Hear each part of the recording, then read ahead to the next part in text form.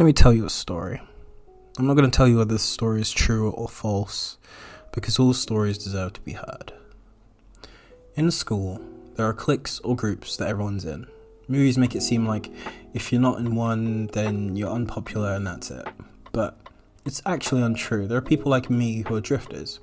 You've probably met a drifter. We don't belong to a group because we switch between all of them. We're usually easy to get along with and have just enough charm and charisma to keep you interested. For me, I was the drifter throughout all my secondary school experience. I hung out with the popular kids, the weird kids, the girls only group, the gay kids that didn't know they were gay kids, the skaters, the art kids, the suck-ups, the delinquents. I made my name by being me first and fitting into the group I was in at the time. I got into a lot of shit, but I brushed it off because I know I was building a cool reputation. I got so cocky at one point that I told the most popular kid in school that I was bi in the middle of a maths class. We derailed the whole lesson and turned it into a lecture about why I'm bi. I wasn't the king of school, I was the king's god. Pure will and confidence in every moment. Climb buildings because fuck it. Cuss out a teacher because why not? Never go to a detention until they isolate me. Make a French teacher cry because I wouldn't shut up. But the drifter has one fatal flaw. Being okay with everyone means you'll never be close to anyone. Everyone assumes you have friends in spades, so you'll be fine. But choosing to not host a birthday party every year because you know no one will come gets pretty sad. Knowing that you have at least 4 friends who walk home in your direction but still walking alone kinda hurts.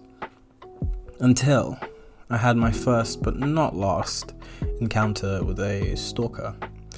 I knew a girl who joined the school a couple weeks after me. She wasn't in any group because she didn't want to be. A star and everything. The girl was smart and she had this big afro, as if she didn't care about the basics of good style. She followed me home for 2 weeks and I was oblivious. I had music in when I went anywhere because it drowned out what I was thinking and it gave me something to focus on. She learned my address before I told it to her. If there wasn't a positive outcome to this story, it would be much creepier. I distinctly remember the day she decided she liked me.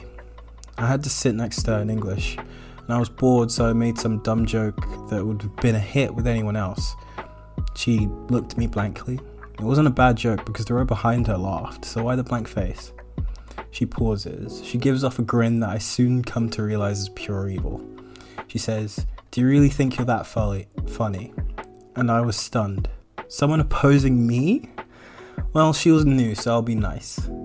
I don't think I'm anything. I just like fucking around, I said. She smiled again. I do this thing when I meet a new person. When you insult someone, people call it a jab. I call what I do poking, which is lightly making judgments on their character by asking questions.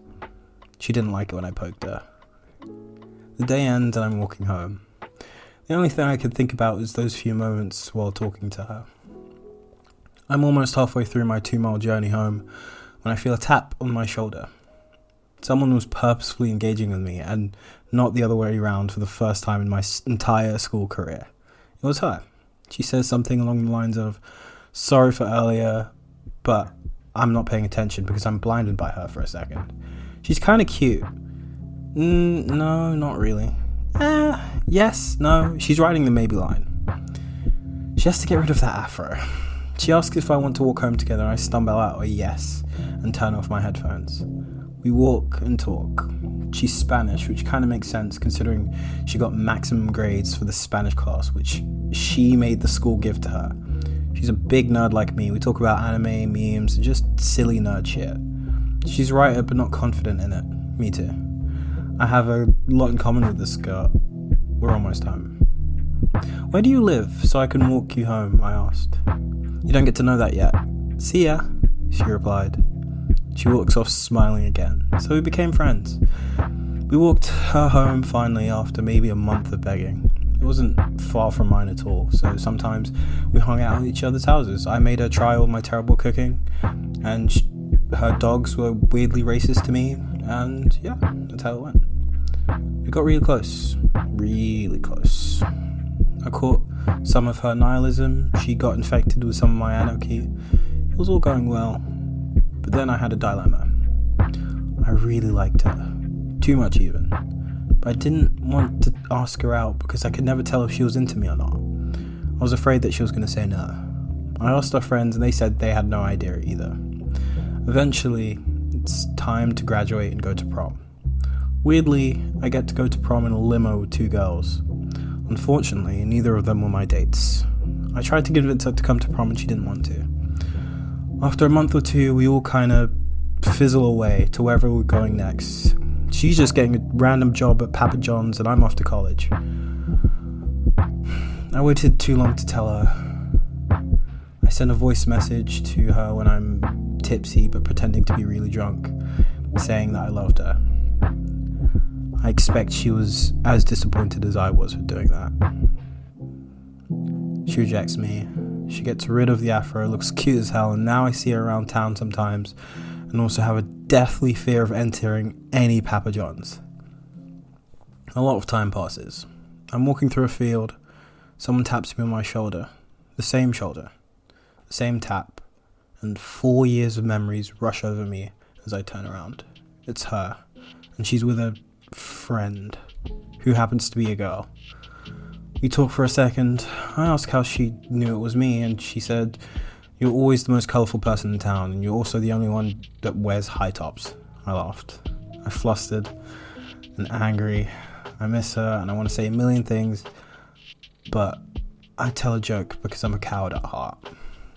I think she was annoyed that I was treating this interaction as a regular thing and I wasn't more excited. I can't show excitement because it's not an emotion I'm used to. I usually prefer to overanalyze. It's the reason I hate gifts. I always feel like the person who gets me a gift is disappointed that I'm not excited as I should be, and it gets worse.